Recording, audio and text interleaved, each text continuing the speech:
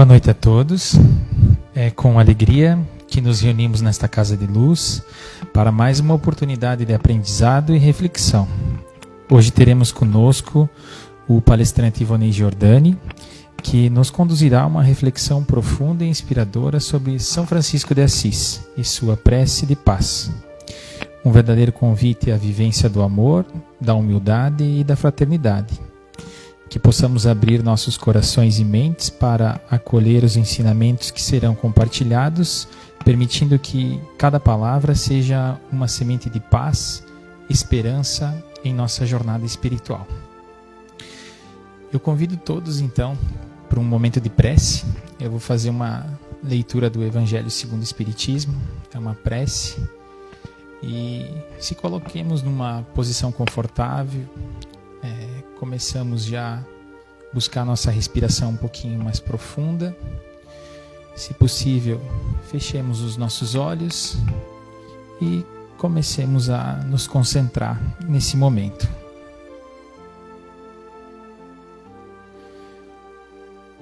Espíritos esclarecidos e benevolentes, mensageiros de Deus, que tendes por missão assistir os homens e conduzi-los pelo bom caminho. Sustentai-me nas provas desta vida, dai-me força de suportá-la sem queixumes. Livrai-me dos maus pensamentos e fazei que eu não dê a entrada a nenhum mau espírito que queira induzir-me ao mal. Esclarecei a minha consciência com relação aos meus defeitos, e tirai-me de sobre os olhos o véu do orgulho, capaz de impedir que os perceba e os confesse a mim mesmo. Espíritos protetores, que por mim vos interessais, peço fazerdes que me torne digno da vossa proteção. Conhecei as minhas necessidades, sejam elas atendidas segundo a vontade de Deus. Que assim seja. Convido então nosso irmão Ivonei para dar início à palestra.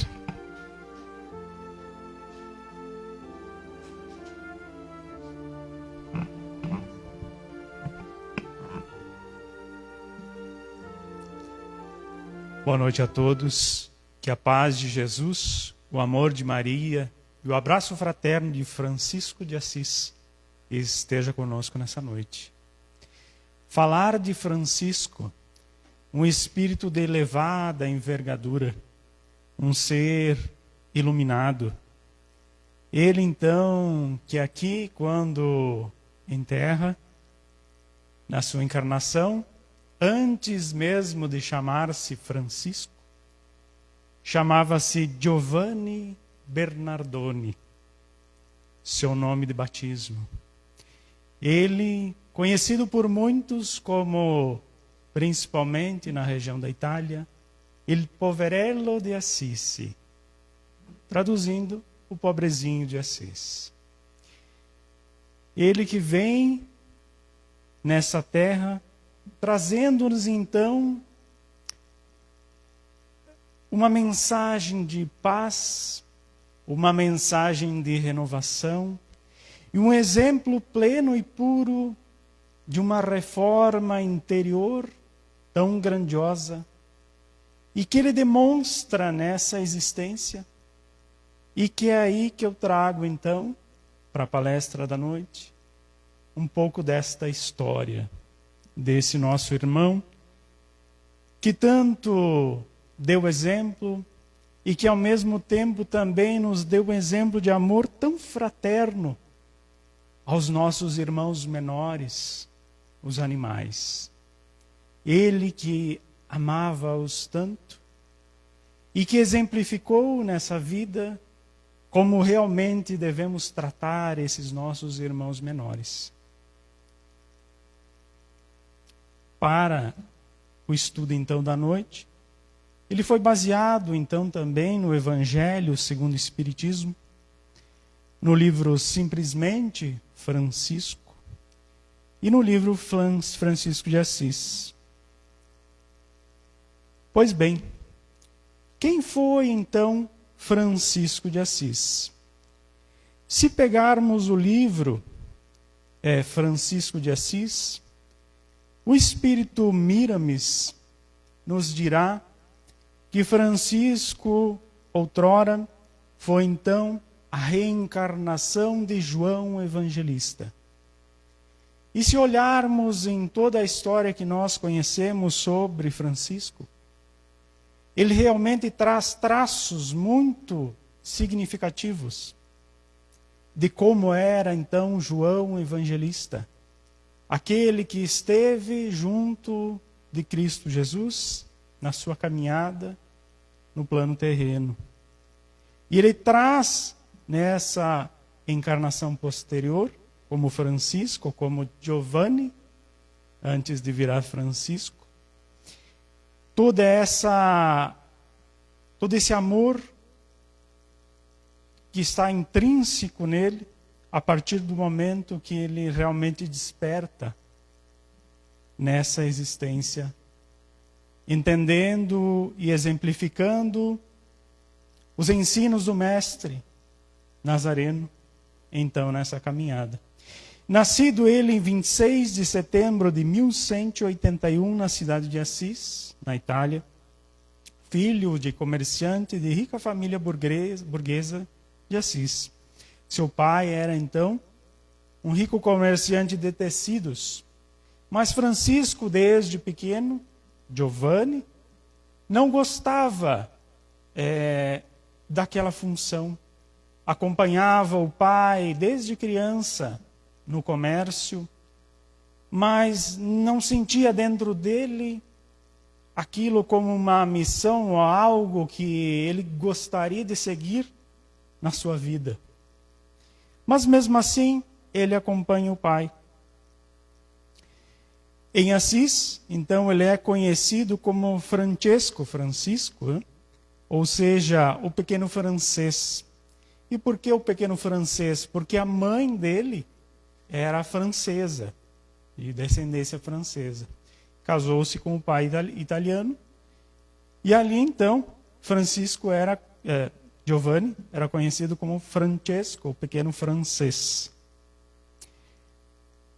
Passado um dado tempo, então, da sua infância, sua adolescência, que ele acompanhara, então, o pai ali no comércio, em 1202, ele alista-se, então, como soldado na guerra que ocorria naquele momento, lá, entre Assis, contra, então, a Perúdia. Giovanni vai nessa dura batalha, porém, passado pouco tempo, ele ali combatendo, ele é capturado.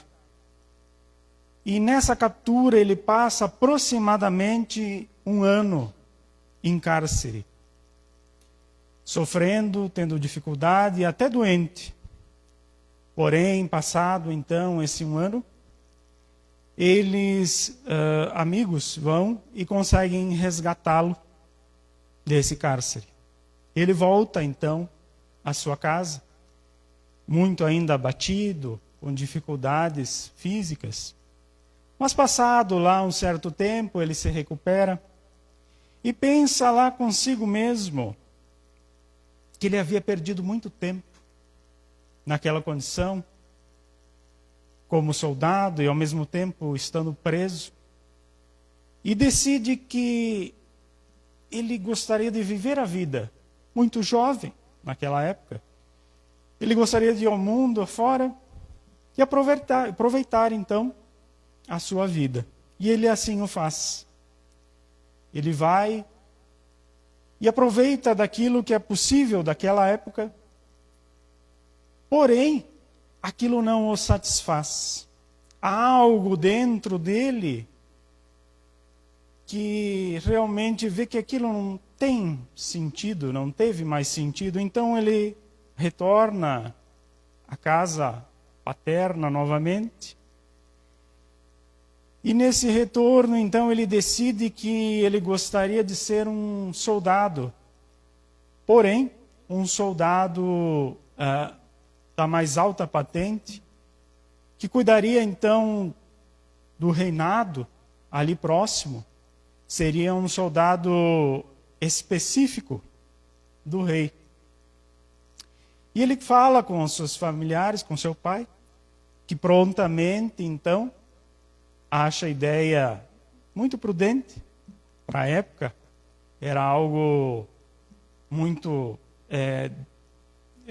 elevado, garboso, enfim, a família iria ficar satisfeita com aquilo, né? Por ver que o filho estava representando então um alto cargo. Então o pai providencia algumas posses para Giovanni, dá a ele um cavalo, e ele segue viagem então ao reinado mais próximo para se apresentar e lá então servir como soldado. Porém, nesta caminhada, Giovanni se defronta então com várias pessoas pelo caminho necessitadas, passando fome, dificuldade, ou algumas até com lepra, doença muito comum da época. E o coração de Giovanni se vê compadecido da situação, então, que aqueles irmãos se encontram. E aquele compadecimento faz com que aquelas posses que ele levara junto, ele pega e não tem dúvida, sai distribuindo para aqueles então que estavam no caminho precisando. E ele reflete e vê que aquilo que ele almejara ser também não era exatamente o que o completava. Então ele tem a atitude de, em vez de ir ao reinado, retorna para a sua casa, retorna para a casa do pai. E conta ao pai o que houvera visto e o que houvera feito. O pai, totalmente embravecido com a situação, não concordando de forma alguma com a atitude que Giovanni houvera feito, acha então que o filho está enlouquecido, que o período que ficara em guerra mexeu com a cabeça e ele não estava em sã consciência. Então pega o filho, tranca-o num quarto e o acorrenta pelas pernas.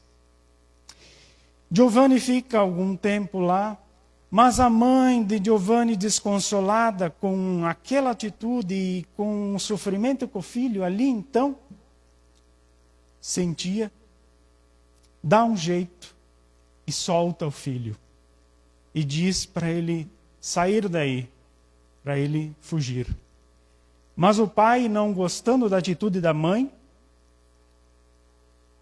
faz com que algumas pessoas vão atrás, então, de Giovanni, para que tentem trazê-lo de volta. Mas manda uma mensagem, que ou Giovanni retornasse para casa, ou então que ele negasse a sua herança, então seguisse seu caminho. Encontrado Giovanni, ele retorna a casa. Porém, ao chegar na praça principal de Assis, ele defronta-se então com seu pai.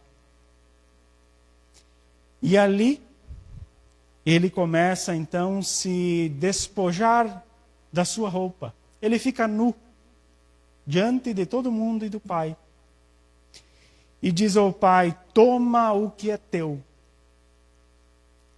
Agora sim poderei eu seguir minha caminhada em busca de algo muito maior, algo que me satisfaz, algo que preencha meu coração. E que nesse momento eu poderei dizer: Pai nosso que estais nos céus, agora eu posso, enfim, cumprir minha missão contigo. Passado esse período, ele então adentra a um templo em ruínas.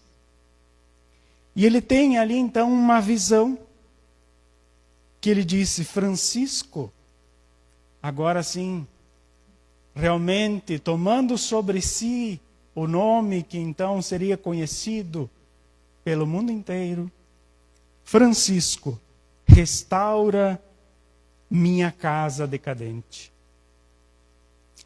Então, Francisco tem a atitude de restaurar aquele templo com suas próprias forças.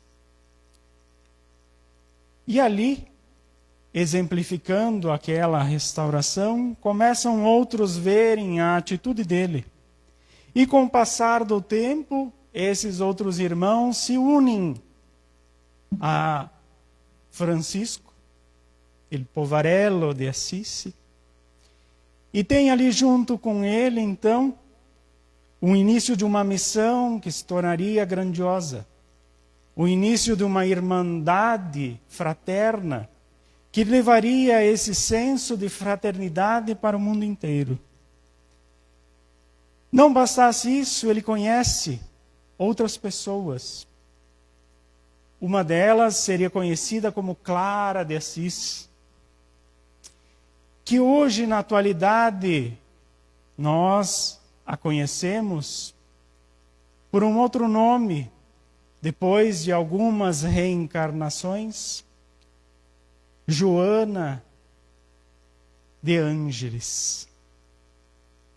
Ela então também vê em Francisco um exemplo de renovação, pois ele houvera passado todas aquelas situações na sua existência e conseguiu ver em si o amor e a forma de renovar-se, buscando então, de forma concreta, seguir os ensinamentos do Cristo que ele houvera caminhado junto, quando então João Evangelista, exemplificando a reforma íntima, a reforma interior.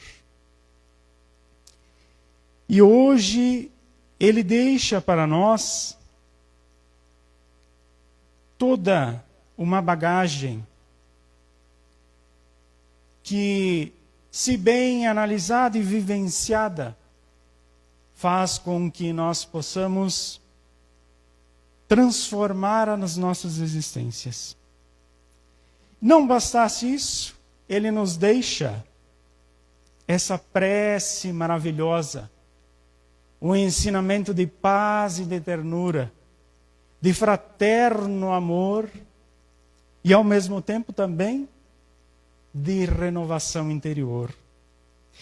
E ele começa nos dizendo: Senhor, fazei-me instrumento de vossa paz. E aí, meus irmãos, aonde começa verdadeiramente a paz?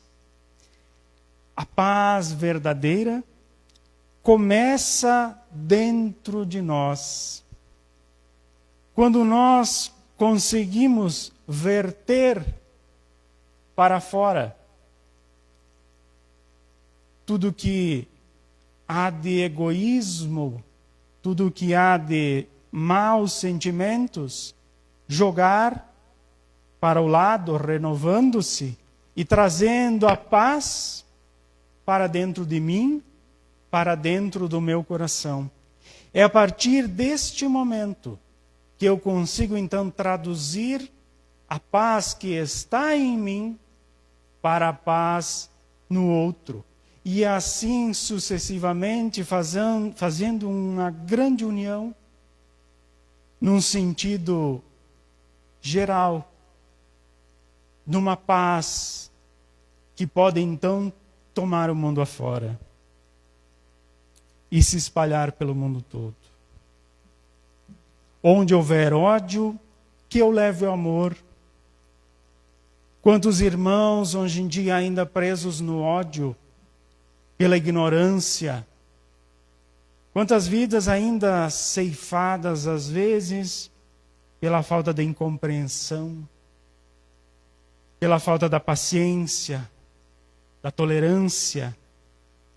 Quanta intolerância religiosa, racial e por aí vai, tantas intolerâncias que vemos no mundo nos dias atuais. Mas que alguns filósofos diriam que é o ódio ou a falta ou o resultado do amor não correspondido. Eu diria que na realidade o ódio é na verdade a falta do amor fraternal que nunca no fundo existiu dentro de nós mesmos. Então, meus caros, que nós possamos propagar o amor fraterno, que nós possamos levar como na imagem da moça que é confrontada com a arma, mas ela em troca apresenta aos soldados uma flor. Onde houver ofensa, que eu leve o perdão. E perdoar é fácil? Não é. É uma tarefa que exige bastante trabalho. Exige deixarmos de lado o nosso orgulho, exige deixarmos de lado o nosso ego. E é uma tarefa, porém, acima de tudo necessária. Pois quando nós carregamos esse peso que pesa nos nossos ombros, e nós não perdoamos, isso só nos fará mal. A partir do momento que despendermos o perdão, aquele fardo pesado que está em cima de nós é então aliviado.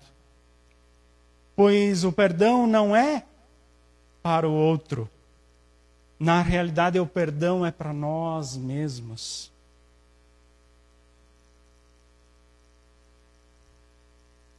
Onde houver discórdia, que eu leve a união. E hoje ainda vivemos num mundo conturbado, difícil. Esse mundo de provas e expiações indo já com um pé dentro do mundo de regeneração. Mas nessa mudança, nessa alteração de ciclo, ainda as conturbações são muito presentes. E muitos de nós não entendemos. Nós não conseguimos fazer entender por que tanto, por que tanta discórdia, por que tanta desavença. E às vezes a coisa também pode ser tão pequena. Aquele momento em que estamos no trânsito e alguém buzina para a gente, ou alguém fala uma palavra atravessada e aquilo parece que fere de forma violenta. Mas é que nos falta um pouco de entender o outro, entender a situação e não querer propagar essa discórdia. Porque se eu propago esse ciclo, ele não tem um término, ele sempre vai continuar. É que nem aquela ideia de que o pai vai repreender o filho, aí o filho, por não ter como repreender outro ser humano, vai e repreende o cachorro, aí o cachorro repreende o gato, que o gato repreende o rato, e assim vai. É uma brincadeira, mas enfim, é um ciclo que se segue. E a partir do momento que a gente corta o ciclo e faz com que a união tome conta disso, faz com que a discórdia fique de lado, nós teremos então um mundo melhor, um mundo mais unido, um mundo mais em paz. Onde houver dúvidas, que eu leve a fé. Pois nada nessa vida ainda nos é absoluto. Nada é concreto na sua plenitude. haverá sempre dúvidas no nosso coração de como seguir, de como agir, de como ser. E essas dúvidas continuarão no nosso caminho, continuarão na nossa vida. Mas, porém, precisamos caminhar apesar das dúvidas, apesar das dificuldades. E como nos diria numa canção de Raul Seixas, tenha fé em Deus, tenha fé na vida. Pois que se um dia nós, no plano espiritual, programamos, ou pelo menos ajudamos a programar essa encarnação, nós então temos que ter confiança em Deus, na espiritualidade maior, de que os passos da caminhada são necessários. As dúvidas vão ocorrer, mas tudo no tempo certo, no momento certo, se encaminha. Nós tendo fé e tendo então esse entendimento. Onde houver erros, que eu leve a verdade. Vivemos, na atualidade, uma era muito tecnológica, uma era onde as informações correm o mundo afora em segundos. A partir do momento que eu publico algo na rede mundial de computadores, de internet, em instantes, o mundo inteiro sabe. E nessas publicações, e na nossa vida cotidiana também, há muitas vezes fake news, hoje o termo que se muito usa, em que muitas das vezes se propagam coisas que não são reais, coisas que difamam pessoas, imagens, enfim, que não traduzem realmente a verdade. Então, a minha obrigação enquanto ser em processo de evolução, e seguindo essa orientação de Francisco nessa bela prece, que eu possa então levar a verdade onde houver o erro. Pois mais vale rejeitar 99 verdades do que aceitar apenas uma mentira. Onde houver desespero, que eu leve a esperança. E quando encontrarmos, então, irmãos pelo caminho em desespero, irmãos que muitas vezes se encontram no fundo do poço, muitas das vezes achando que não existe mais uma saída, que não existe mais o que fazer, que não existe mais uma solução. Lembremos de uma pequena gota de atenção, um pequeno raio, às vezes, de esperança, um ombro amigo estendido, uma palavra que seja, pode então mudar qualquer ser. Pode dar aí a esperança, plantando naquele momento uma sementinha que talvez vá frutificar logo ali adiante, mas que dará uma luz àquele irmão que muitas vezes queira fugir desta existência, ou então, enfim, não esteja vendo solução. E é ali a oportunidade que nós temos de servir,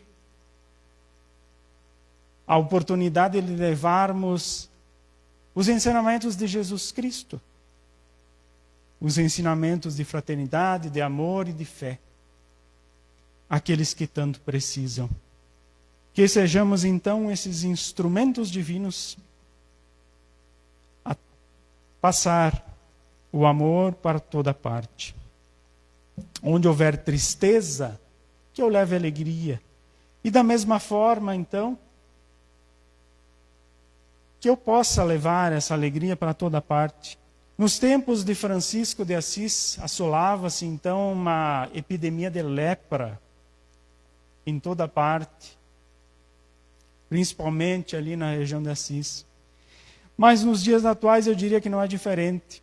Porém, a lepra que hoje nos assola é a lepra da indiferença.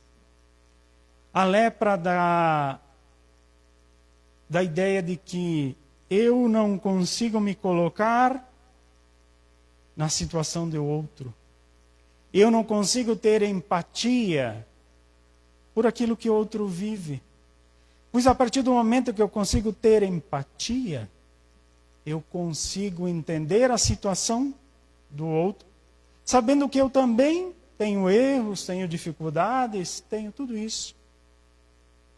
Mas aí eu, tendo empatia, eu servirei como um instrumento de transformação, levando esse amor, essa alegria para toda parte. Onde houver trevas, que eu leve a luz. O Cristo Jesus foi um exemplo vivo disso. Ele caminhou na terra um espírito de elevada envergadura, que até hoje não se viu outro espírito igual. Propagando o amor, propagando a luz. E ele andava junto de quais? Daqueles que mais precisavam. Pois aqueles que já andavam num caminho de luz, não precisavam de médico. Então ele veio para aqueles que muito precisam. Exemplificou para que nós assim também o fizéssemos. Não tendo medo das trevas, tendo sim a oportunidade de sermos instrumentos da luz, a levar a luz para toda parte. E continua, ó Mestre, fazei que eu procure mais consolar que ser consolado. Pois quanto mais consolarmos, quanto mais enxugarmos as lágrimas do próximo, menos lágrimas dos nossos rostos rolarão. Pois todo aquele que enxuga a lágrima do irmão, ele não tem tempo para chorar, pois ele está executando o bem. Então ele automaticamente se sente bem. Então as lágrimas do seu rosto não rolam. E é uma oportunidade gratificante também de acertarmos um pouco a nossa balança dos débitos e créditos que temos de outras vidas, de outras passagens que aqui tivemos. Fazendo com que o lado positivo possa então pesar mais, possa nos elevar mais. Esta ideia. Fazendo com que eu possa consolar mais do que ser consolado. Pois a espiritualidade me consola. Compreender que ser compreendido. É aquela ideia, então, de usarmos a empatia, usarmos o amor, ouvindo com atenção. Pois muitas vezes a gente ouve só por ouvir, mas o irmão precisa da atenção para que, então, a gente possa transmitir para ele o que realmente ele almeja. Pois senão só vamos ouvir e ficará num diálogo muitas vezes sem sentido. Então compreender é amar o outro. E precisamos procurar mais compreender. Entender as necessidades. Evitar sempre as desavenças.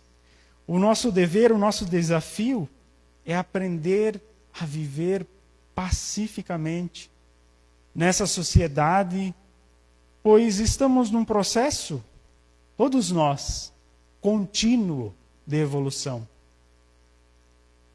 E se nós almejamos atingir o ápice dessa evolução, precisamos ter esse contato com o outro.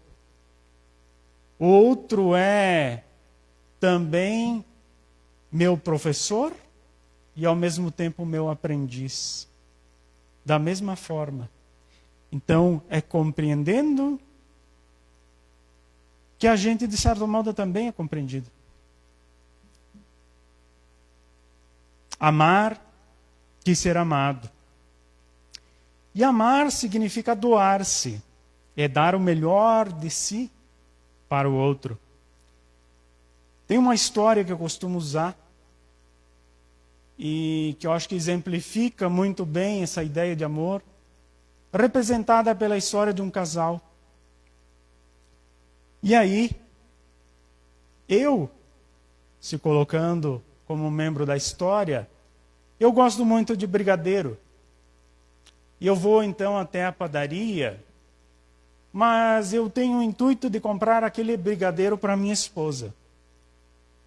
E eu vou lá, compro o brigadeiro e eu levo para casa, pensando em guardar na geladeira para quando ela retornar para casa, ali estará o brigadeiro. Porém, eu amo demasiado aquele brigadeiro. E o meu amor egóico faz com que eu coloque ele até lá na geladeira, mas não dá meia hora, uma hora, eu vou lá, pego e como. E quando minha esposa chega, eu simplesmente nem falo nada. Comi. Já numa segunda situação, eu vou até na padaria, eu pego o brigadeiro, eu levo para casa, eu coloco na geladeira. Porém, eu gosto. Mas eu penso um pouco nela. Eu tenho um amor por ela. Então eu vou lá, eu estou com vontade de comer. Eu vou lá, pego uma faca e corto o brigadeiro no meio. Então eu como uma parte do brigadeiro e eu deixo a outra, para quando ela retornar, eu dê a ela. Esse então é o amor partilhado. E por último, eu vou até a padaria, eu pego o brigadeiro, eu levo para casa, eu boto na geladeira. Aquele brigadeiro é o meu sonho de consumo, eu adoro brigadeiro. Porém, o meu amor por ela é muito maior.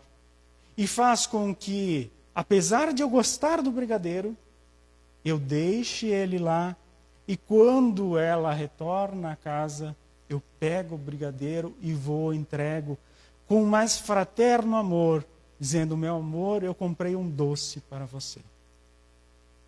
Então aí nessa ideia, logicamente, um exemplo de casal, mas é essa ideia do amor fraternal.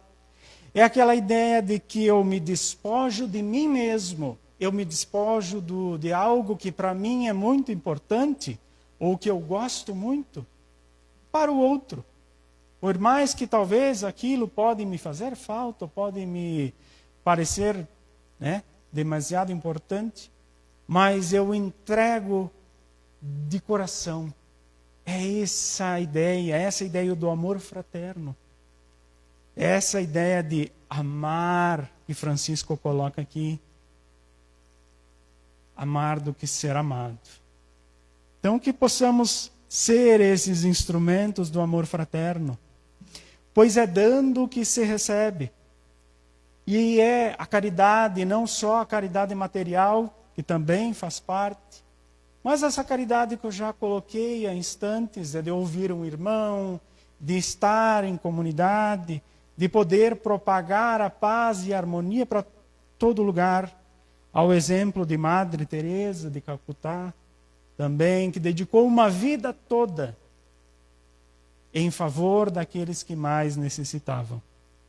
Ao exemplo de Francisco de Assis, ao exemplo de Chico Xavier, ao exemplo de Divaldo Pereira Franco, ao exemplo de tantos outros irmãos que dedicaram um pouco de si, doando ao outro.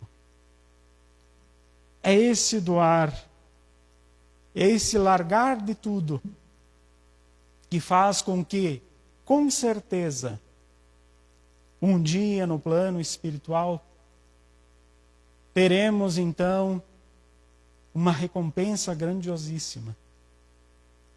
Pois veremos lá o nosso espírito mais belo, mais bonito, mais elevado. E é perdoando que se é perdoado. Então, a partir desse momento de que perdoamos, também somos perdoados daqueles pecados, daquelas faltas que cometemos muitas vezes no passado. Porque diante da ótica da lei e reação, hora ou outra, teremos que sim resgatar os nossos débitos. E que seja então resgatado pelo amor, propagando o amor por toda parte. A forma mais leve, mais suave, mais tranquila e mais pacífica. E é morrendo que se vive para a vida eterna, assim diz e termina Francisco. Morte do corpo físico, esse veículo, esse instrumento que nos leva nessa existência. Essa máquina que nós devemos dar muito valor. Por sem essa máquina humana, nosso espírito não teria condições de evoluir, de estagiar, de estar aqui nesse plano terreno, nessa escola que tanto nos ensina, nessa escola que tanto faz bem para nós. Então, assim, nesta ideia que nos traz a espiritualidade, que a morte não existe. A morte é mera passagem para a verdadeira vida, a vida espiritual, de onde um dia nós viemos. Entendendo que estamos nesse plano temporariamente. Estamos nesse plano estagiando. E que esse estágio, então, possa ser proveitoso. Bendita a doutrina espírita, bendita a espiritualidade, que faz com que essa morte não exista. E exista, assim, vida. Vida em espírito eterno, que muito evolui, até onde almejamos estar um dia, na espiritualidade maior, num plano de muita evolução. E para finalizar, eu trago ainda uma pequena frase aqui de Francisco de Assis também, que nos diz: Senhor, dai-me força para mudar o que pode ser mudado, resignação para aceitar o que não pode ser mudado e sabedoria para distinguir uma coisa da outra. Agradeço a todos, tenham todos uma boa noite e um bom retorno aos seus lares.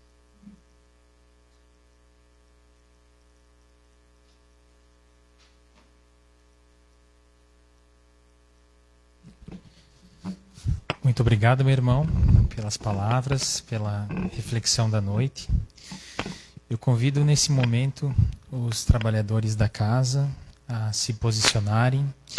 A gente vai diminuir um pouquinho a luz e nesse momento a gente vai fazer um pouco dessa troca, dessa energia que aqui foi compartilhada nessa noite de reflexão.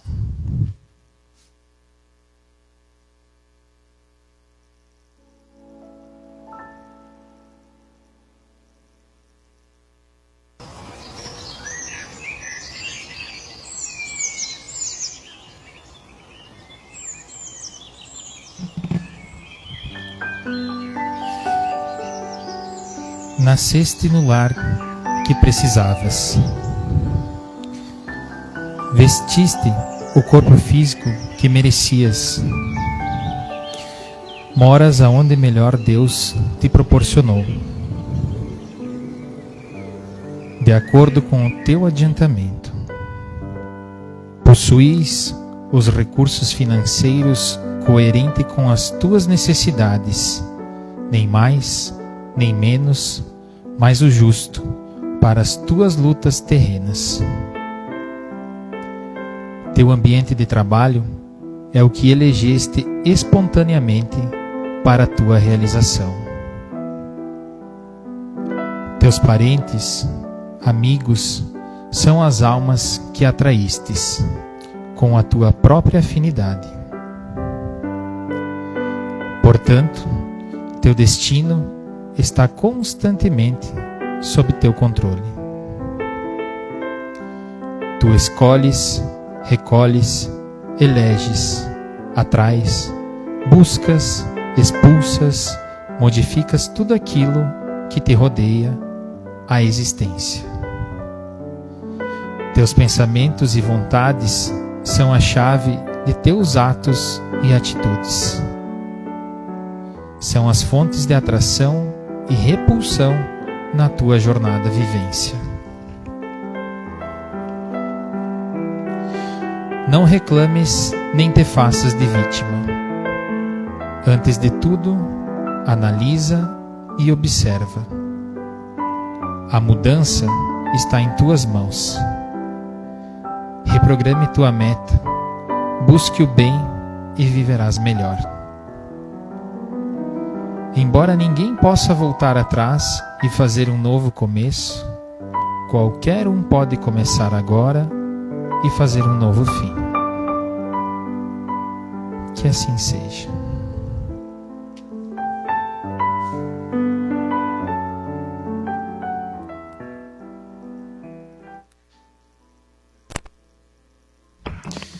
Meus irmãos, retornemos todos para os nossos lares com muito amor e um abraço fraterno.